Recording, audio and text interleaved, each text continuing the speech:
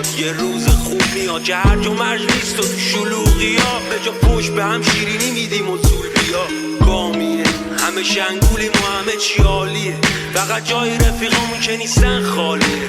خون میمونه تو رگ و آشنا، نمیشه به آسمون و آسفالت دیگه فواره نمیکنه، لخته نمیشه. هیچ مادری سر خاک بچه نمیره، خونه پناهگاه نیست و بیرون جنگ. باید تو مثل من بیرونم یا اصلا مثل هیروشیما بعد بمب نمیدونم. دارم آتیش میگیرم و اینو میخونم، پیش خود شب فکر کنید دیوونم، ولی یه روز خوب میاد اینو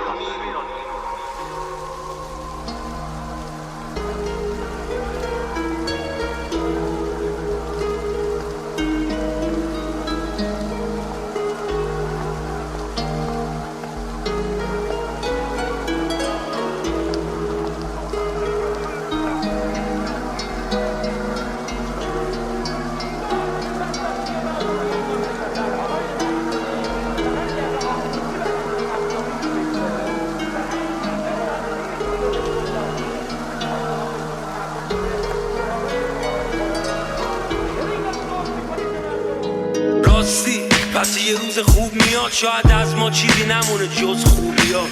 ناامن و خراب نیست، همه چی امن و امان، کرما هم قلقلکمون میدن و میشیم شاد روان. آسمون بچه قشنگه، کنار قبل سبز چمنه، هیچ مغزی نمیخواد دره، فقط اگه سب داشته باشی اله. دست اجنبی کوتاست از خاک، نگو کوتا فردا. اگه نبودم میخوام یه قول بدی بهم که هر سر